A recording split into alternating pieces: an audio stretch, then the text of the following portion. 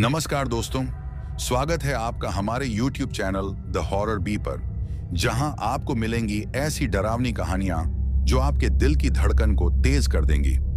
आज की कहानी एक ट्रक ड्राइवर की है जिनका नाम रघुवीर है और उन्हें ट्रक चलाते हुए लगभग 20 साल हो गए हैं। तो अब मैं आपको ये कहानी रघुवीर के नजरिए से सुनाता हूँ। लेकिन कहानी शुरू करने से पहले मैं आपको कहना चाहता हूँ कि वैसे तो आपने बहुत सी कहानियां सुनी होंगी, लेकिन आज जो कहानी मैं आपको सुनाने वाला हूं उसे सुनकर आपको बहुत मजा आने वाला है और साथ में डर का एहसास भी होने वाला है।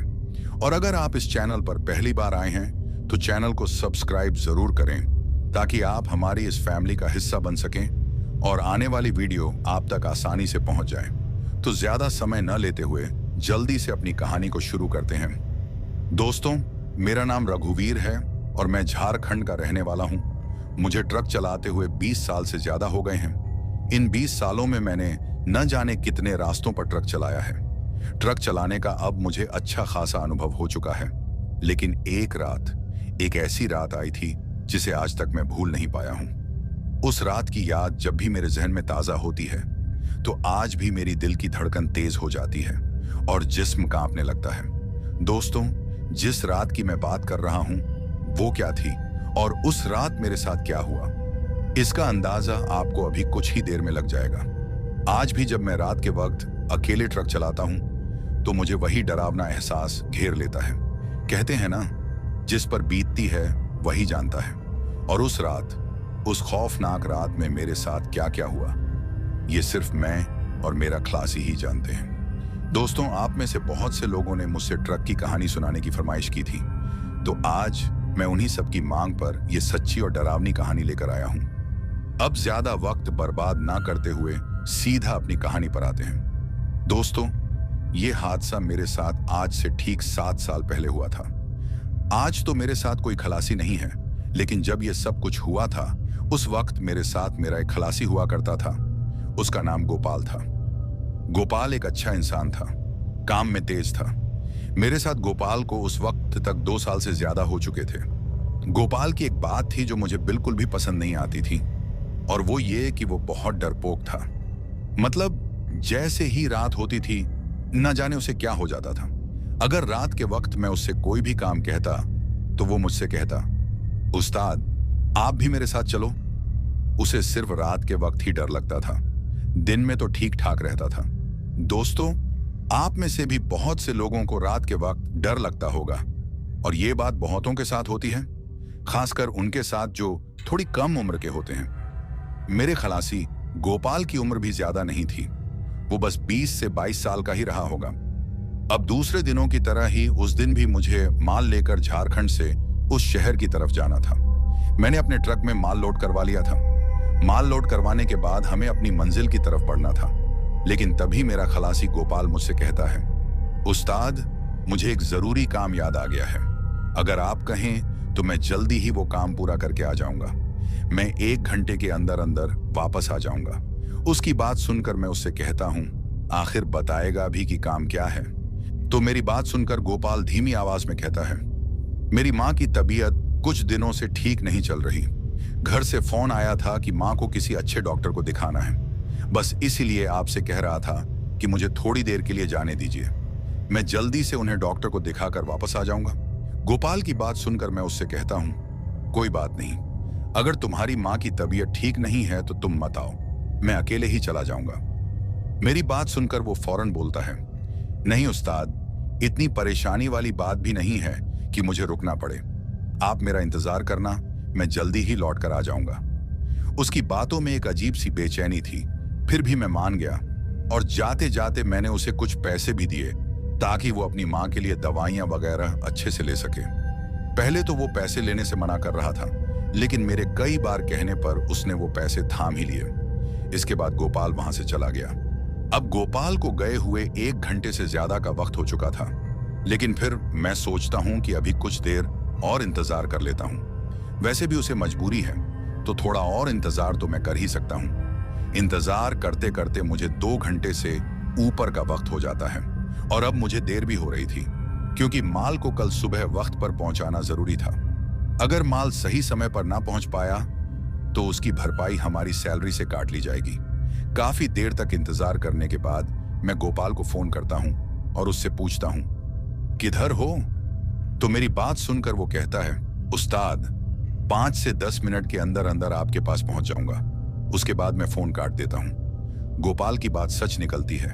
वो ठीक 10 मिनट के अंदर मेरे पास पहुंच जाता है। गोपाल के पहुंचने के बाद मैं उससे उसकी मां का हालचाल पूछता हूं। फिर कहता हूं, अब ज्यादा देर मत करो, जल्दी से ट्रक में बैठ जाओ, वैसे भी हमें काफी देर हो चुकी है। मेरी बात सुनकर गोपाल चुपचाप ट्रक में बैठ जाता है और फिर हम अपना ट्रक वहां से निकालकर अपनी मंजिल की तरफ बढ़ जाते हैं। हालांकि हमें काफी देर हो गई थी निकलने में, क्योंकि हमें अपने सफर पर 2 घंटे पहले निकलना था, लेकिन गोपाल की वजह से हम 2 घंटे लेट हो गए थे। लेकिन उसकी भी मजबूरी थी, तभी हमें देरी हो गई थी। हम दोपहर के 3 बजे माल लेकर वहां से निकल जाते हैं। अब हमें पूरी रात ट्रक चलाना था, क्योंकि सुबह किसी भी हालत में हमें माल डिलीवर करना था। अब हम अपने सफर पर निकल जाते हैं। रास्ते में गोपाल और मैं काफी बातें कर रहे थे। गोपाल बातों में बहुत तेज था, यहाँ वहां की बातें करता और वो काफी मजाकिया भी था। उसके साथ सफर करना बड़ा ही मजेदार लगता था, क्योंकि उसकी एक बात खत्म नहीं होती थी कि दूसरी शुरू हो जाती थी। और मुझे भी सफर में ऐसा ही इंसान चाहिए था, जो अपने किस्सों और बातों से सफर को दिलचस्प बना दे। रास्ते में उसने मुझे बहुत हंसाया भी, लेकिन शायद यही हंसी अब कुछ ही देर में हम पर भारी पड़ने वाली थी। वो कहते हैं ना, इंसान जितना ज्यादा हंसता है उतना ही उसे रोना भी पड़ता है, और कभी कभी ज्यादा हंसना भी ठीक नहीं होता। लेकिन शायद हम इस बात से बिल्कुल अनजान थे।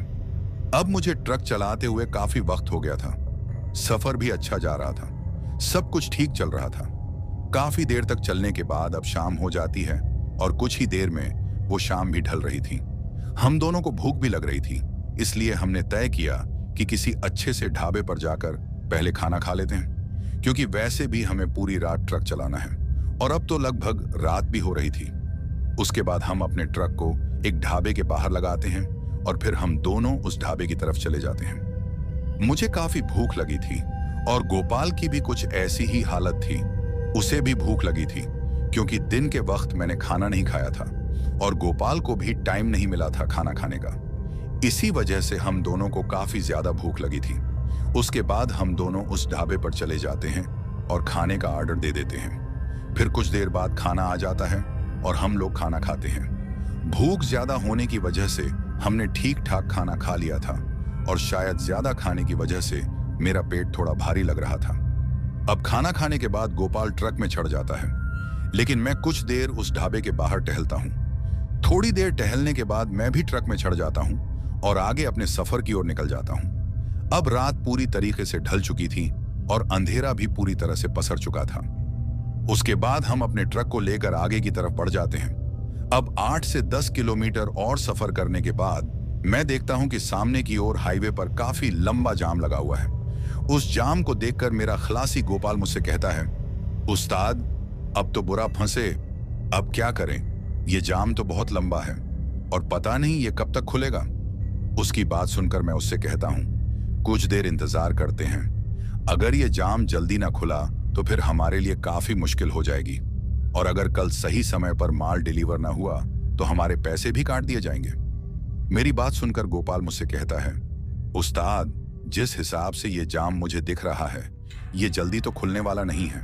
मैं भी गहरी सांस लेकर कहता हूं, लग तो मुझे भी कुछ ऐसा ही रहा है कि ये जाम जल्दी खुलने वाला नहीं है। इसके बाद मैं अपने खलासी गोपाल से कहता हूं, एक काम करो, तुम ट्रक से उतरकर जाकर देख के आओ कि आखिर किस कारण से ये जाम लगा है और हमें यहाँ कितनी देर और लगने वाली है। तो मेरी बात सुनकर गोपाल मुझसे कहता है, उस्ताद आप भी साथ चलो ना, हम दोनों देख कर आते हैं। जैसे कि मैंने आप लोगों को पहले ही बताया था कि गोपाल काफी ज्यादा डरपोक है। रात के वक्त उसे काफी डर लगता है। अब जब उसने मुझसे ये कहा कि आप भी साथ चलो, तो पहले तो मुझे काफी गुस्सा आता है, क्योंकि एक तो हमें पहले से ही देर हो चुकी थी और ऊपर से गोपाल का रात को डरना। लेकिन फिर मैं अपने गुस्से को कंट्रोल करके उससे कहता हूं, तुम ट्रक में ही बैठो, मैं ही देख कर आता हूं। मेरी बात सुनकर गोपाल कहता है, उस्ताद मैं भी साथ आता हूं ना। तो मैं उसे मना कर देता हूं और कहता हूं, तुम्हें एक बार समझ नहीं आती क्या? मैंने कहा ना, तुम यहीं रहो और डरो मत, मैं जल्दी ही वापस आ जाऊंगा। उसके बाद मैं अपने ट्रक से उतरकर उस जाम को देखने आगे की तरफ चला जाता हूँ। थोड़ा आगे जाने के बाद मैं देखता हूँ कि लैंडस्लाइडिंग के कारण काफी बड़े पत्थर हाईवे के बीच में आ गए थे और उन पत्थरों और मलबे को अभी तक हटाया नहीं गया था। शायद जेसीबी या बड़ी मशीन को बुलाया गया था, लेकिन अब तक कोई भी मशीन उस मलबे को हटाने नहीं आई थी। अब ये सब देखकर मैं अपने सिर पर हाथ रखता हूँ और फिर सोचता हूँ, इस हाईवे के क्लियर होने में तो अभी काफी वक्त लगने वाला है और जब तक ये रास्ता साफ होगा तब तक तो हमें काफी देर हो जाएगी और इतनी देर के चलते तो हमारा कल सुबह माल डिलीवर करना तो लगभग नामुमकिन हो जाएगा और अगर ऐसा हुआ तो मेरा काफी नुकसान हो जाएगा। अब इन्हीं बातों को सोचते हुए मैं अपने ट्रक की ओर वापस आने लगता हूँ और फिर कुछ ही देर बाद मैं अपने ट्रक के पास पहुंच जाता हूँ। उसके बाद मैं ट्रक में चढ़ जाता हूँ। अब मेरे वापस आने के बाद गोपाल मुझसे कहता है, उस्ताद क्या हो गया, आप इतने परेशान क्यों हो और इस जाम को खुलने में कितना वक्त लगने वाला है? तो उसकी बात सुनकर मैं गोपाल से कहता हूँ, इस जाम को खुलने में तो काफी ज्यादा वक्त लगने वाला है। हाईवे के बीच में बड़े बड़े पत्थर और मिट्टी का मलबा पड़ा हुआ है और अब तक कोई भी मशीन वहां पहुंची नहीं है। मेरी बात सुनकर गोपाल कहता है, उस्ताद अब क्या करेंगे? उसके बाद मैं कुछ देर तक सोचता हूं। काफी देर सोचने के बाद मैं गोपाल से कहता हूं, यहां से 5 किलोमीटर पीछे एक दूसरा रास्ता जाता है जो इस हाईवे पर जाकर मिलता है और वो एक शॉर्टकट रास्ता है। मेरी बात सुनकर गोपाल मुझसे कहता है, आपको कैसे पता कि वहां से दूसरा रास्ता है इस हाईवे की दूसरी तरफ पहुंचने के लिए?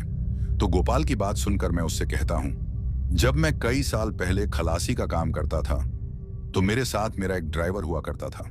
उसके साथ मैं 1-2 बार उस रास्ते से गया था और तभी मुझे वो रास्ता याद आया। मेरी बात सुनकर गोपाल कहता है, अगर ऐसा था तो आप पहले ही उस रास्ते से ट्रक लेकर क्यों नहीं गए? यहां आने की क्या जरूरत थी जबकि वो शॉर्टकट भी था?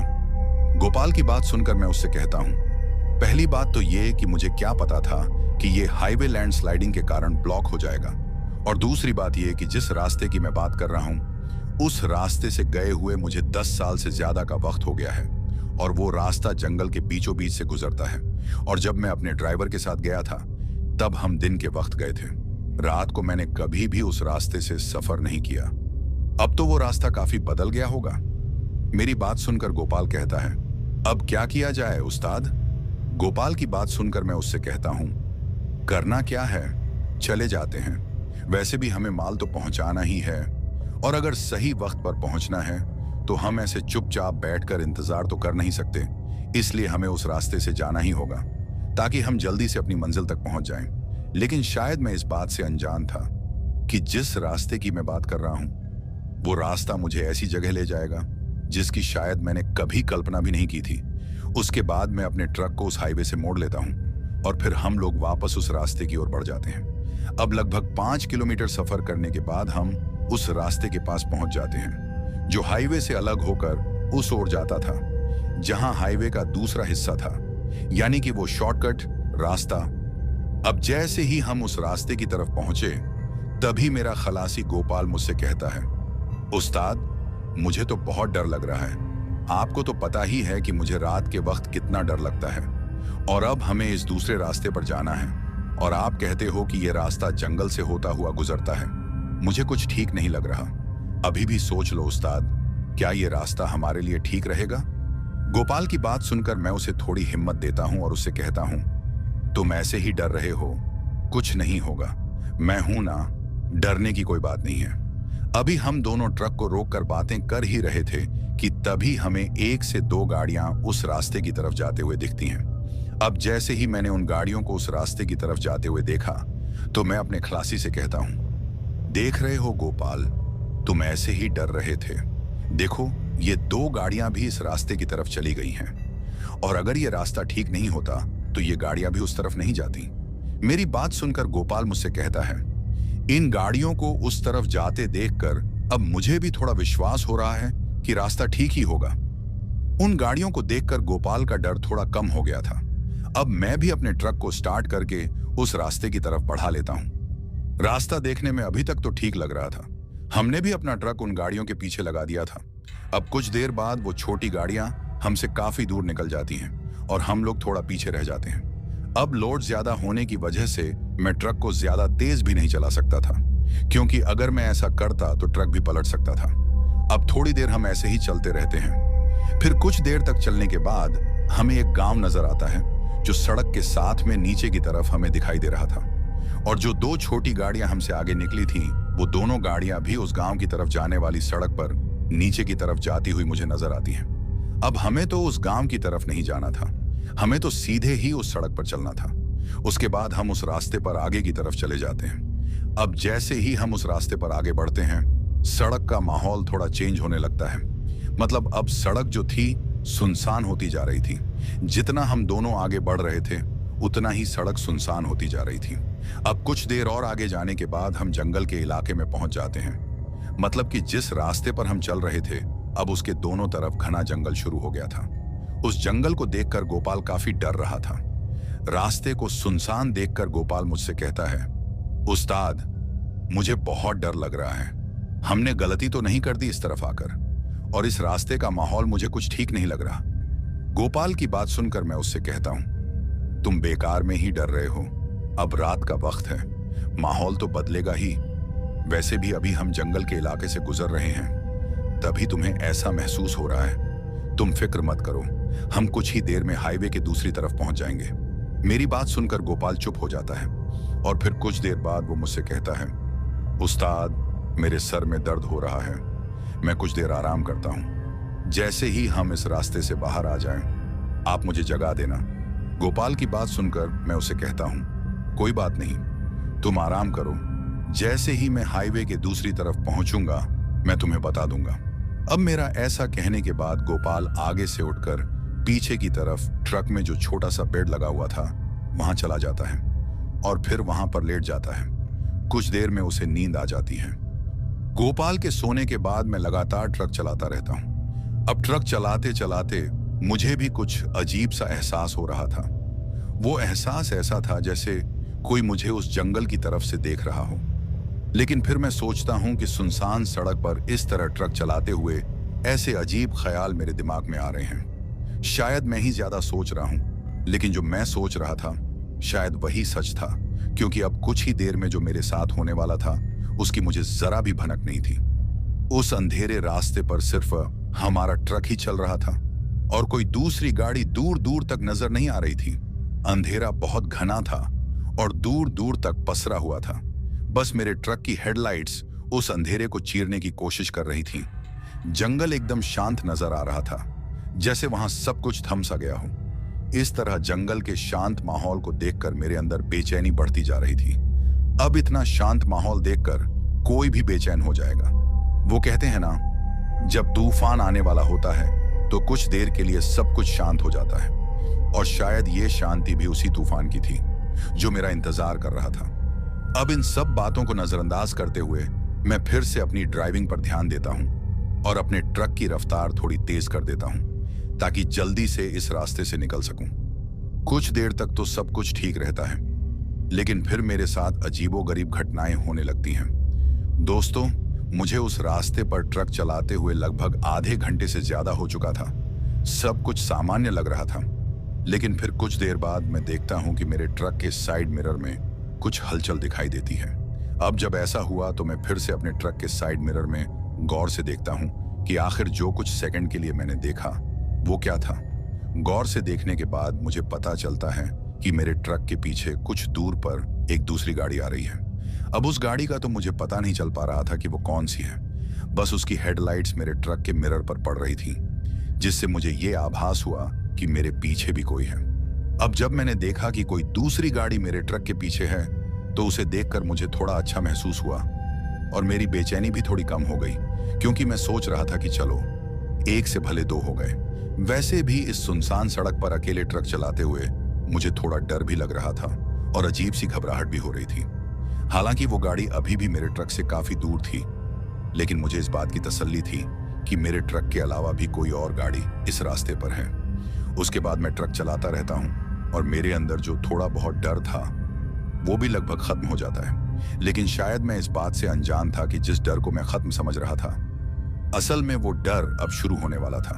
अब थोड़ा और आगे ट्रक चलाने के बाद मैं देखता हूं कि जो गाड़ी मेरे पीछे थी और जो कुछ दूर थी, अब वो गाड़ी लगभग मेरे ट्रक के बिल्कुल पीछे आ चुकी थी। देखने में मुझे वो कोई बड़ी गाड़ी लग रही थी। उसे अपने पीछे यूं करीब आते देख मैं ट्रक को थोड़ा और तेज कर देता हूं ताकि फिर से थोड़ी दूरी बना सकूं। मैं ऐसा इसलिए कर रहा था क्योंकि मैं नहीं चाहता था कि वो गाड़ी मेरे ट्रक को ओवरटेक करके आगे निकल जाए। मैं चाहता था कि जब तक हम इस सुनसान सड़क को पार नहीं कर लेते तब तक वो गाड़ी मेरे पीछे पीछे ही चले। मुझे इतना तो अंदाजा था कि अगर वो गाड़ी एक बार मेरे ट्रक से आगे निकल गई तो फिर वो मेरी नजरों से ओझल हो जाएगी, क्योंकि वो तेजी से पीछे से आ रही थी। अब जैसा कि मैंने बताया, मैं ट्रक को और तेज कर लेता हूं, लेकिन शायद उस तेजी का कोई फायदा नहीं होता, क्योंकि अब वो गाड़ी मेरे ट्रक के और भी करीब आ जाती है और फिर वो गाड़ी मुझे ओवरटेक करने की कोशिश करती है। अब जब वो मुझे ओवरटेक करने की कोशिश करती है तो मैं फिर से साइड मिरर में देखता हूं और जैसे ही मैंने देखा, मुझे एक बस नजर आती है।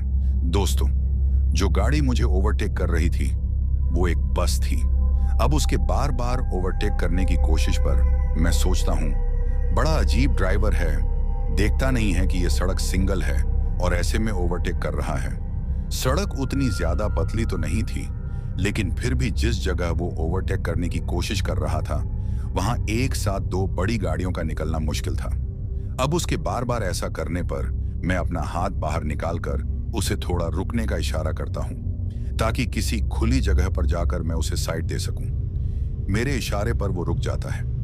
थोड़ा आगे जाने पर मुझे एक खुली जगह दिखाई देती है और जैसे ही वो जगह नजर आती है, मैं अपने ट्रक को थोड़ा साइड में रोककर उस बस को रास्ता दे देता हूं ताकि वो आराम से निकल सके।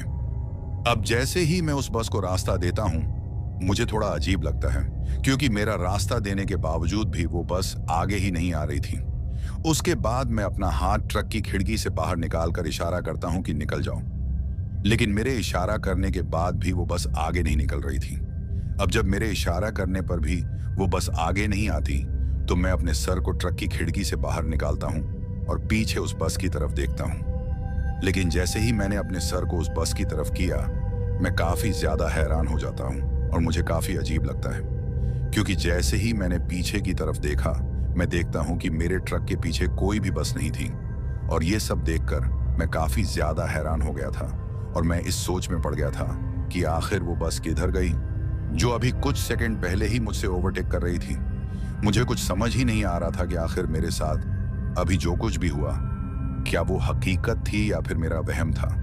अब कुछ देर वहां रुकने के बाद मैं दोबारा से अपने ट्रक को आगे की तरफ बढ़ा लेता हूं, लेकिन मेरे दिमाग में बस यही चल रहा था कि जो बस मैंने देखी थी वो अचानक से कहां चली गई। लेकिन फिर मैं खुद को समझाने की कोशिश करता हूं कि हो सकता है ये जो कुछ भी अभी मेरे साथ हुआ ये मेरा वहम था, क्योंकि इस सुनसान रास्ते पर, वो भी इतनी रात को, कौन सी बस इस जंगल से गुजरेगी। सवाल तो बहुत से मेरे दिमाग में चल रहे थे, क्योंकि अभी जो कुछ भी मेरे साथ हुआ उसे सिर्फ वहम का नाम देना ठीक नहीं था। लेकिन फिर मैं ये भी सोचता हूं कि हो सकता है नींद पूरी ना होने की वजह से ये सब कुछ मेरे साथ हुआ हो, क्योंकि कल रात को भी मैंने अच्छे से नींद नहीं ली थी और अभी कुछ वक्त पहले जब मैंने उस ढाबे पर खाना खाया था तब से मुझे थोड़ी सुस्ती भी महसूस हो रही थी। मैं किसी तरीके से खुद को समझाने की कोशिश कर रहा था कि जो भी मेरे साथ हुआ वो मेरा वहम ही होगा, लेकिन शायद मैं गलत था, क्योंकि ये तो बस शुरुआत थी। अब आगे जो मेरे साथ होने वाला था उसके बारे में तो मैंने कभी सोचा भी नहीं था। उसके बाद मैं इस बात को नजरअंदाज करके अपनी ड्राइविंग पर फिर से फोकस करता हूँ। थोड़ी देर और आगे चलने के बाद मुझे फिर से मेरे ट्रक के साइड मिरर में थोड़ी रोशनी नजर आती है। काफी ध्यान से देखने के बाद मुझे पता चलता है कि फिर से कोई गाड़ी इस सड़क पर आ गई है और वो गाड़ी भी मेरे ट्रक से थोड़ी दूरी पर थी। अब मैं ज्यादा ध्यान ना देकर अपने ट्रक को चलाता रहता हूँ और सोचता हूँ कि शायद पीछे जो हाईवे ब्लॉक हुआ है, ये गाड़ी भी वहां से वापस आकर इस रास्ते पर आई है और शायद इस गाड़ी वाले को भी इस शॉर्टकट रास्ते का पता होगा, तभी तो ये भी इस रास्ते से आया है। अभी मैं ये सब सोच ही रहा था कि वो जो गाड़ी मेरे ट्रक से काफी पीछे थी, वो गाड़ी अब मेरे ट्रक के बिल्कुल पीछे खड़ी थी और वो गाड़ी भी अब मुझसे ओवरटेक करने की कोशिश करती है। अब जब वो गाड़ी भी मुझसे ओवरटेक करने की कोशिश करती है तो मैं उसको भी हाथ दिखाकर थोड़ी देर रुकने का इशारा करता हूँ, लेकिन जब वो गाड़ी वाला बार बार ओवरटेक करने की कोशिश करता रहता है तो मैं फिर से अपने साइड मिरर में ध्यान से देखता हूँ कि आखिर ये गाड़ी वाला कौन है और इसे इतनी जल्दी क्यों है। और मैं ये भी सोचता हूँ कि ये पागल है क्या जो इसे दिख नहीं रहा कि अभी ये रास्ता सिंगल है, यहाँ पर मैं इसे साइड नहीं दे सकता। लेकिन जैसे ही मैं अपने साइड मिरर में उस गाड़ी को देखने की कोशिश करता हूँ, मैं फिर से हैरान हो जाता हूँ और मुझे अजीब भी लगता है। दोस्तों, मैं देखता हूँ कि इस बार भी वही बस मेरे पीछे खड़ी थी जो अभी कुछ वक्त पहले मुझसे ओवरटेक करने की कोशिश कर रही थी। अब उस बस को देखकर मुझे कुछ समझ ही नहीं आ रहा था और मैं बस यही सोच रहा था कि अभी कुछ वक्त पहले जिसे मैं अपना वहम सोच रहा था, दरअसल वो हकीकत थी। और अगर ये हकीकत थी तो ये बस गई कहाँ थी। उसके बाद मैं सोचता हूँ कि कहीं ये बस वाला मेरे साथ मजाक तो नहीं कर रहा, क्योंकि हो सकता है ये पीछे रहकर अपनी बस की हेडलाइट्स को ऑफ कर लेता हो ताकि मुझे लगे कि बस गायब हो गई है और मैं डर जाऊं। दोस्तों, ऐसा मुझे लग रहा था। अब जब मेरे साथ ऐसा हुआ था तो मेरे दिमाग में काफी उल्टे सीधे ख्याल आ रहे थे। अभी मैं ये सब सोच ही रहा था कि वो बस वाला फिर से ओवरटेक करने की कोशिश करता है। उसको इस तरीके से फिर से ओवरटेक करने की कोशिश करने के बाद मैं अपने ट्रक को थोड़ा आगे ले जाकर, जहां सड़क थोड़ी ओपन थी, वहां पर साइड में कर लेता हूं ताकि वो बस निकल सके। अब जब मैंने अपने ट्रक को साइड में रोक लिया और मैं इंतजार करने लगा कि वो बस आगे निकल जाए, लेकिन मेरा थोड़ा रुकने के बाद भी जब वो बस आगे नहीं आई तो मुझे काफी गुस्सा आता है और मैं फिर से अपने सिर को ट्रक की खिड़की से बाहर निकालकर पीछे की तरफ देखता हूं। लेकिन पिछली बार की तरह इस बार भी वहां कोई बस नहीं थी। अब जब इस बार भी मुझे वो बस नजर नहीं आती तो मेरे दिल की धड़कन थोड़ी तेज चलने लगती है और मुझे गुस्सा भी आ रहा था। मैं अपनी बात करूं तो मैं भूत प्रेतों पर विश्वास नहीं करता, इसलिए मैं यही सोच रहा था कि ये बस वाला जरूर मेरे साथ मजाक कर रहा है। और फिर मैं ये भी सोचता हूं कि अगर इस बस वाले ने फिर से ऐसा किया तो मैं इसे छोड़ने वाला नहीं हूं। उसके बाद मैं अपने ट्रक को फिर से आगे की तरफ बढ़ा लेता हूं। अब ट्रक को आगे बढ़ाए हुए मुझे 2 से 3 मिनट ही हुए होंगे कि फिर से मुझे अपने ट्रक के साइड मिरर में रोशनी दिखाई देने लगती है और ये रोशनी भी किसी गाड़ी की हेडलाइट्स की ही थी। लेकिन मुझे अब पता चल चुका था कि यह जरूर वही बस होगी, इसलिए इस बार मैंने सोच लिया था कि अब चाहे ये जो कुछ भी कर ले, मैं तो इसे साइड देने वाला नहीं हूं और न ही मैं इस बार ट्रक को रोकूंगा। उसके बाद मैं ट्रक चलाता रहता हूं। अब कुछ देर बाद वही बस फिर से मेरे ट्रक के पीछे आ जाती है और फिर से वो ओवरटेक करने की कोशिश करती है, लेकिन इस बार मैं उस बस की तरफ कोई भी ध्यान नहीं देता। मैं अपने ट्रक को चलाता रहता हूं। वो बस वाला काफी कोशिश करता है मुझसे निकलने की, लेकिन मैं उसे अब बिल्कुल भी साइड देने के मूड में नहीं था। काफी कोशिश करने के बाद भी जब उस बस वाले को मुझसे साइड नहीं मिलती तो वो बस वाला फिर से कहीं चला जाता है, मतलब मुझे दिखाई नहीं देता। अब जब मैं ये सब देखता हूं और मुझे वो बस अपने ट्रक के पीछे दिखाई नहीं देती तो मैं काफी ज्यादा खुश हो जाता हूं और मैं ये सोचने लगता हूं कि बड़ा आया था मेरे साथ मजाक करने वाला। अब तो ये बस वाला कुछ भी कर ले, मैं तो इसे साइड नहीं देने वाला। मैं काफी ज्यादा खुश था। मुझे ऐसा लग रहा था जैसे मैंने इस बस वाले को अच्छे से मजा चखा दिया है, लेकिन शायद मैं गलत था और ये खुशी कुछ ही देर की थी। उसके बाद मैं इस बात को नजरअंदाज करके आगे चलता रहता हूँ। मुझे काफी अजीब लग रहा था क्योंकि इतना वक्त हो गया था मुझे उस रास्ते पर चलते हुए, लेकिन अभी तक वो शॉर्टकट रास्ता खत्म होने का नाम ही नहीं ले रहा था। फिर मैं ये भी सोचता हूँ कहीं मैं गलत रास्ते तो नहीं आ गया। अभी मैं ये सब सोच ही रहा था कि एक जोरदार टक्कर मेरे ट्रक को पीछे की तरफ से लगती है। वो टक्कर इतनी ज्यादा थी कि मेरा ट्रक पूरी तरह से हिल चुका था। इतनी टक्कर लगने के बाद भी मैंने अपने ट्रक को कंट्रोल कर लिया था और उसे ब्रेक लगाकर सड़क के बीचों बीच खड़ा कर लिया था। उस टक्कर की वजह से वहां से मेरे खलासी गोपाल की नींद भी अब टूट चुकी थी और उसे एक जोरदार झटका भी लगा था। अब जब इतनी भयानक टक्कर लगी तो मेरा खलासी गोपाल मुझसे कहता है, उस्ताद ये सब क्या हो गया? इतनी भयानक टक्कर किसने हमारे ट्रक को मारी? तो गोपाल की बात सुनकर मैं उससे कहता हूं, मुझे इस बात का कोई भी पता नहीं है, आओ चलकर देखते हैं कि आखिर ये टक्कर किसने मारी। उसके बाद हम दोनों ट्रक से उतर जाते हैं और पीछे की तरफ चले जाते हैं जहां वो टक्कर लगी थी। लेकिन जैसे ही हम पीछे की तरफ पहुंचते हैं हम दोनों काफी ज्यादा हैरान हो जाते हैं। दोस्तों, मैं देखता हूं कि ट्रक के पीछे हमें ऐसा कुछ भी नहीं दिखता जिससे हम ये कह सकें कि ट्रक को टक्कर लगी हो। ट्रक पीछे से बिल्कुल ठीक ठाक था, एक खरोंच भी ट्रक को नहीं लगी थी। अब जब हम दोनों ये सब देखते हैं तो हम दोनों की समझ में तो कुछ भी नहीं आ रहा था। ये सब देखकर मेरा खलासी मुझसे कहता है, उस्ताद, अगर ट्रक को पीछे से कोई नुकसान नहीं हुआ तो जो टक्कर हमारे ट्रक को लगी थी वो सब क्या था? उसकी बात सुनकर मैं उससे कहता हूं, मेरी समझ में भी कुछ नहीं आ रहा। और फिर मैं उसको ये भी कहता हूं कि एक काम करो, जल्दी से ट्रक में चढ़ जाओ, मुझे कुछ ठीक नहीं लग रहा। अब मेरी बात सुनकर गोपाल जल्दी से ट्रक में चढ़ जाता है और फिर मैं भी अपने ट्रक में बैठ जाता हूं। उसके बाद हम काफी तेजी से वहां से निकल जाते हैं। अब जब हम वहां से निकले तो मेरा खलासी गोपाल मुझसे कहता है, उस्ताद, क्या बात है, आप इतने परेशान क्यों लग रहे हो? और आप मुझसे ये क्यों कह रहे थे कि मुझे कुछ ठीक नहीं लग रहा, जल्दी यहां से चलो? तो गोपाल की बात सुनकर मैं उससे कहता हूं, अभी कुछ वक्त पहले जब तुम सोए थे, एक बस मेरे ट्रक को ओवरटेक कर रही थी और जब मैं उसे रास्ता देने की कोशिश करता तो वो बस आगे न निकलकर पीछे ही रहती और फिर कुछ देर में गायब हो जाती। उस बस के बार बार ऐसा करने के बाद मैंने उसे रास्ता देना बंद कर लिया और फिर अभी ये सब हुआ। मुझे कुछ समझ नहीं आ रहा गोपाल कि आखिर ये सब क्या हो रहा है। मेरी बात सुनकर गोपाल काफी ज्यादा डर जाता है और मुझसे कहता है, उस्ताद, जब वो बस ये सब कर रही थी तो आपने मुझे जगाया क्यों नहीं? तो गोपाल की बात सुनकर मैं उससे कहता हूं, मैंने तुमको इसलिए नहीं जगाया क्योंकि तुम डर जाते और मुझे भी पूरी तरह से यकीन नहीं था कि आखिर जो मेरे साथ हो रहा था वो सब क्या है। मेरी बात सुनकर गोपाल मुझसे कहता है, उस्ताद, अब क्या करेंगे? मुझे तो काफी डर लग रहा है। उसकी बात सुनकर मैं उससे कहता हूं, ये वक्त डरने का नहीं है। अब हमें गलती से भी ट्रक को रोकना नहीं है। चाहे जो कुछ भी हो जाए, हमें किसी भी तरफ से इस रास्ते को पार करना है। मेरी बात सुनकर गोपाल भी हामी भरता है। अभी हम दोनों बातें कर ही रहे थे कि सड़क के बीचों बीच हमें 20 से 25 लोग नजर आते हैं।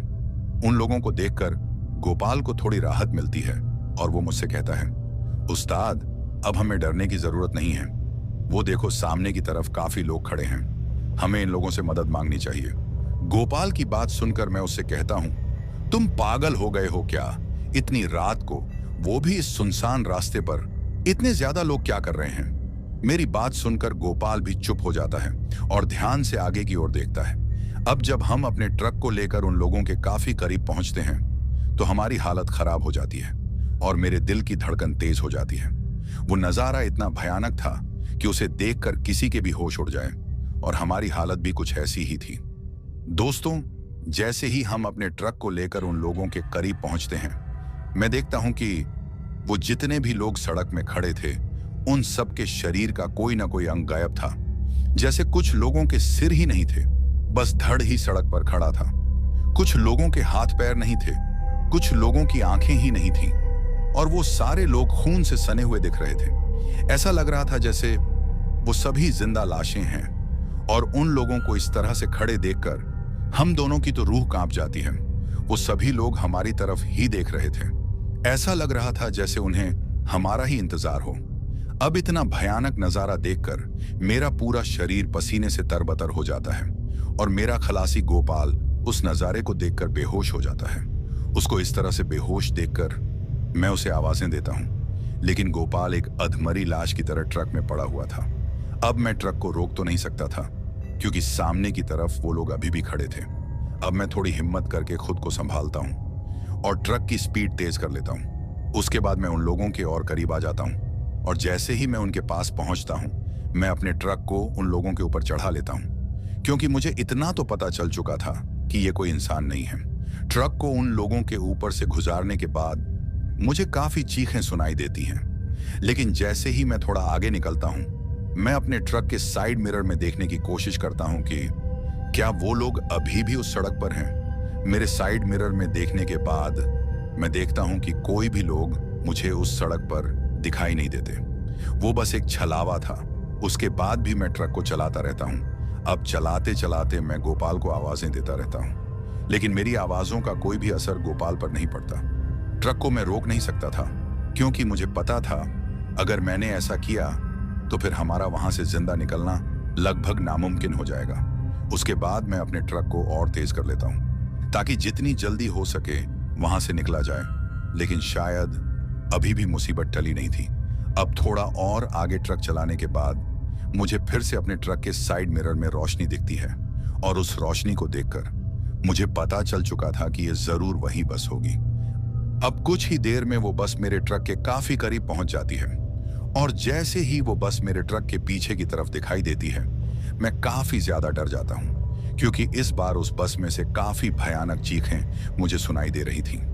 वो चीखें इतनी भयानक थीं कि उस पूरे जंगल में मुझे उनकी गूंज सुनाई दे रही थी। अब थोड़ी देर बाद एक जोरदार झटका फिर से मेरे ट्रक को लगता है, लेकिन मैं चाहकर भी ट्रक को रोक नहीं सकता था और मुझे पता चल चुका था कि ये जो भी टक्कर मेरे ट्रक को लग रही है, ये यही बस दे रही है। उस झटके के बाद सब कुछ शांत हो गया था और वो बस भी कहीं गायब हो चुकी थी। अब थोड़ी देर बाद मैं जंगल के इलाके को पार कर लेता हूं, लेकिन अभी भी मेरा डर खत्म नहीं हुआ था।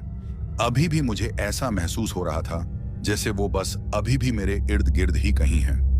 उसके बाद थोड़ा आगे जाने के बाद मुझे सड़क से नीचे एक गांव नजर आता है और सड़क के नीचे की तरफ कुछ खेत भी थे। अब जैसे ही मैंने उन खेतों को देखा, मैंने अपने ट्रक को सड़क से नीचे की तरफ एक खेत में उतार दिया और अपने ट्रक को थोड़ा आगे ले जाकर उस खेत में रोक दिया। उसके बाद मैं अपने खलासी गोपाल के पास जाता हूं और उसे होश में लाने की कोशिश करता हूं। ट्रक में मेरे पास जो पानी था उससे उसके मुंह पर मारने के बाद काफी मुश्किल से वो होश में आता है। होश में आने के बाद गोपाल मुझसे कहता है कि उस्ताद, हम कहां पर हैं और वो लोग किधर हैं? गोपाल की बात सुनकर मैं उससे कहता हूं कि वो सब मैं तुमको बाद में बताऊंगा। तुम पहले खड़े हो जाओ और जितनी जल्दी हो सके यहां से भागकर मेरे पीछे आओ, क्योंकि खतरा अभी टला नहीं है। मेरी बात सुनकर गोपाल मान जाता है। उसके बाद हम दोनों ट्रक से उतरकर उन खेतों से होकर उस गांव की तरफ भागते हैं। 1 से 2 खेत भागने के बाद हम लोग उस गांव में पहुंच जाते हैं। लेकिन जब हम लोग उन खेतों से भागकर गांव की तरफ आ रहे थे तो हमें अपने पीछे काफी ज्यादा चीखें सुनाई दे रही थीं। शायद ये चीखें उन्हीं लोगों की थीं जो हमें सड़क में मिले थे। अब हम दोनों गांव में पहुंच चुके थे। गांव में पहुंचने के बाद हम देखते हैं कि पूरा गांव शांत है, क्योंकि रात बहुत हो गई थी और शायद सभी लोग अभी तक सो गए थे। लेकिन हम लोग अभी तक डरे हुए थे और हम इस तरह से पूरी रात बाहर नहीं बिताना चाहते थे। इसलिए मैंने एक घर के दरवाजे को खटखटाना शुरू कर दिया। मेरे काफी बार दरवाजा खटखटाने के बाद दरवाजा खुल जाता है और वहां से एक औरत बाहर आती है। हम दोनों को देखकर पहले तो वो डर जाती है, लेकिन फिर थोड़ी हिम्मत करके वो हमसे पूछती है कि आप लोग कौन हो।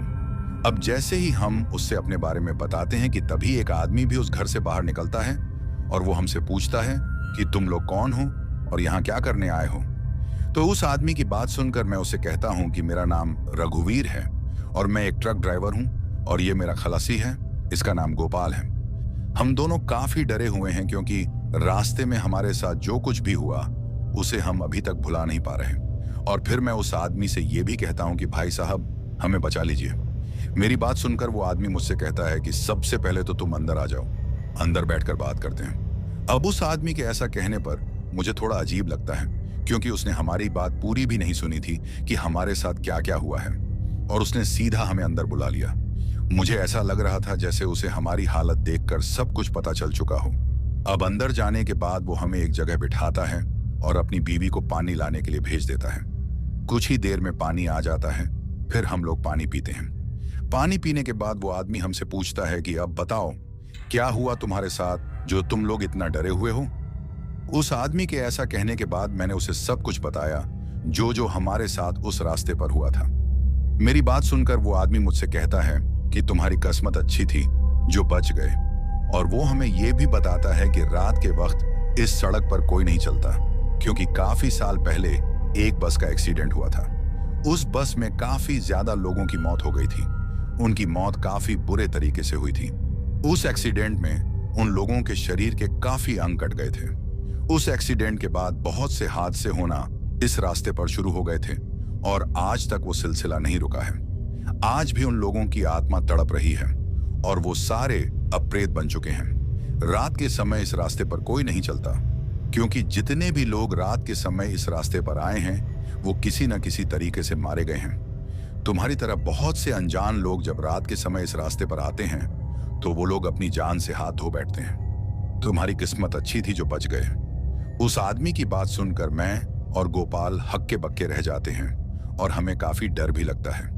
उसके बाद हम वो पूरी रात उस घर में बिताते हैं। फिर अगले दिन अपने ट्रक को वहां से निकालकर आगे की तरफ बढ़ जाते हैं। उसके बाद हम लोग कसम खाते हैं कि चाहे जो भी हो जाए, आज के बाद हम कभी भी शॉर्टकट रास्ता नहीं लेंगे। उस हादसे के कुछ दिनों के बाद गोपाल ने खलासी का काम छोड़ दिया था। अब उसने तो काम छोड़ दिया, लेकिन मैं आज भी ट्रक चलाता हूं और आज भी जब मुझे वो रात याद आती है तो मेरी रूह कांप जाती है। तो दोस्तों, कैसी लगी हमारी ये कहानी? अगर आपको ऐसी और भी कहानियां सुननी हैं तो हमारे चैनल को सब्सक्राइब करना बिल्कुल मत भूलिएगा। अब चलते हैं उन दोस्तों की ओर जिन्होंने हमारी पिछली कहानी पर कमेंट करके हमें अपना प्यार और समर्थन दिया। तो चलिए सबसे पहले उनका नाम लेते हैं। पहले हैं अनूप ठाकुर, सोलन हिमाचल प्रदेश से। प्रणब मंडन हैं नागांव असम से। लक्ष्मी दास हैं ओडिशा से। कुणाल भगत हैं जलना महाराष्ट्र से। विक्की हैं दार्जिलिंग से। राज पासवान हैं फाजिल नगर से। तमाम खान हैं दौंड से। रविंद्र हैं आगरा उत्तर प्रदेश से। जसवीर हैं कहिला जम्मू कश्मीर से। अमन हैं बुलंदशहर से। तपस रंजन हैं ढेंकानाल ओडिशा से। सुनील ताक नीरू ताक और रुचि ताक हैं बीकानेर राजस्थान से। प्रसेनजीत मनसी हैं बिशुनपुर उत्तर दिनाजपुर से। सुनील पटेल हैं चंदौली उत्तर प्रदेश से।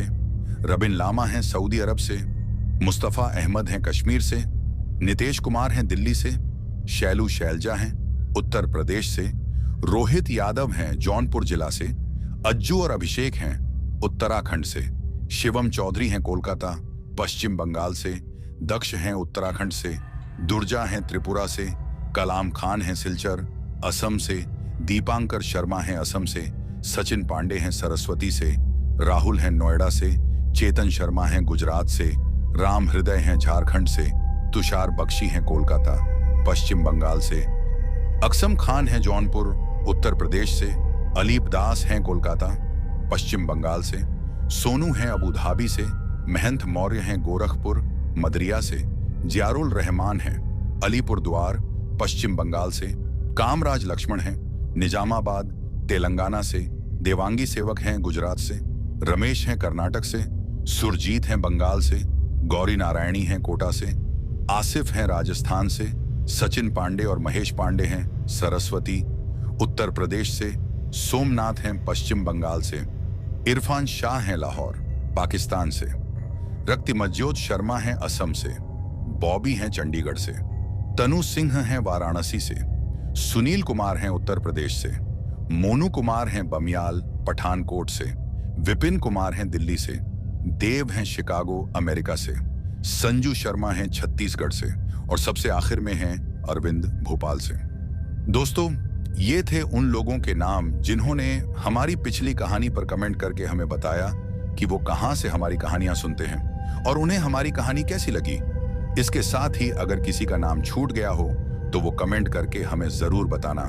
आने वाली वीडियो में उनका नाम लिया जाएगा। दोस्तों, दूसरी वीडियोस की तरह इस वीडियो पर भी अपना प्यार दिखाइए और मुझे सपोर्ट करिए, क्योंकि आप सबके सपोर्ट के कारण ही मैं यहाँ तक पहुँचा हूँ और मुझे उम्मीद है कि आप लोगों की बदौलत ही एक दिन हमारी ये फैमिली काफी आगे तक जाएगी। चैनल पर अगर कोई नया है तो चैनल को सब्सक्राइब जरूर करें ताकि आप भी हमारी इस फैमिली का हिस्सा बन सकें। दोस्तों, आप में से जितने भी लोग हमारी वीडियोस देखते हैं उन सभी से मेरी रिक्वेस्ट है कि जब भी आप लोग मेरी वीडियो देखें तो उस वीडियो पर लाइक जरूर करें। इसके साथ ही आप सबसे अलविदा कहना चाहता हूं। अपना ख्याल रखिए। गुड बाय दोस्तों।